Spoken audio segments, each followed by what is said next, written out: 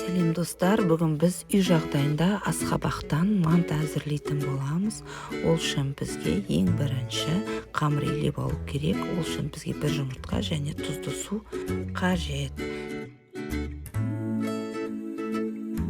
Міне қамырымызды илеп алдық. Енді оны осындай күленкеге алып, жақсылап салып, орап қойып қоямыз.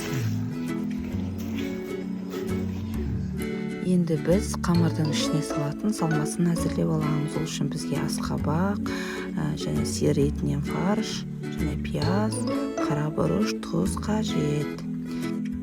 Мен жұмысымды тездету үшін осындай ыдысты пайдаланамын.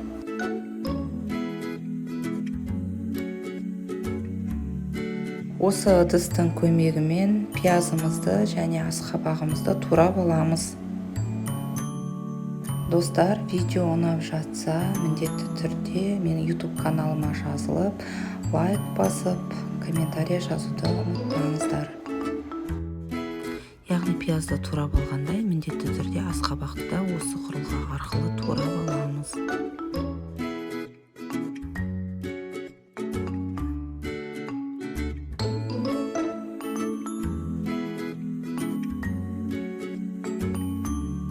Міне біздің туралған асқабағымыз және пиязымыз дайын болды.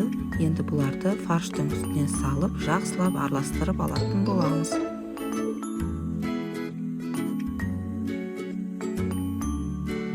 Бұлардың үстіне көз мөлшерімен тұз және қара бұрыш салып, жақсылап қолмен араластырамыз. Біз салмамыздың үстіне май құятын боламыз, яғни біздің салмамыз майлы болу үшін. Міне мен қамырды жайып қойдым. Енді бұны төрт бұрышты етіп кесіп аламыз.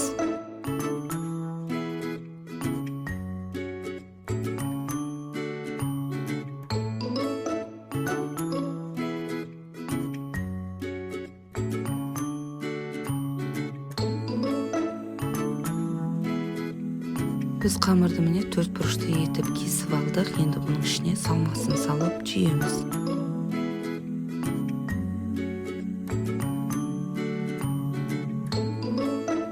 Түйілген мантыны мантываркеге салып 45 минутқа отқа қоямыз.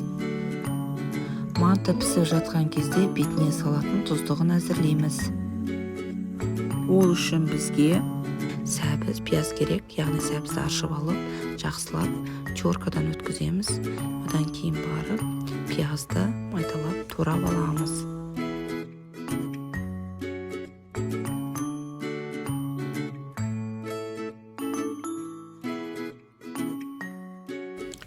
Міне біз табаға майды құйып, үстіне жақсылап қыздырып аламыз.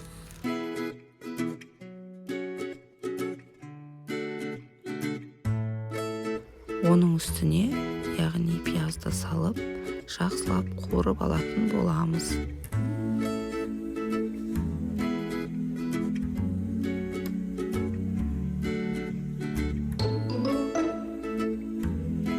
Оның үстіне міне сәбізді де саламыз, оны да жақсылап араластырып қуырып алатын боламыз. Яғни тұздыққа майды көбірек қоссаңыздар да болады. Сонда манты майлы болып шығады.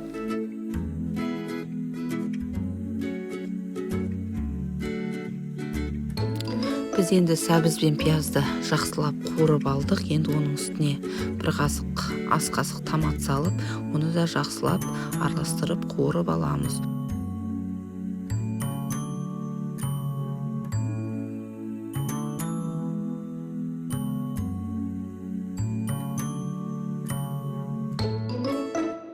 Барлығы жақсылап қуырылып болғаннан кейін оның үстіне шамалап тұз саламыз. Тұз және кішкене қара бұрыш саламыз. Одан кейін үстіне міндетті түрде осылай су құйып, бұқтырып қойып қоямыз.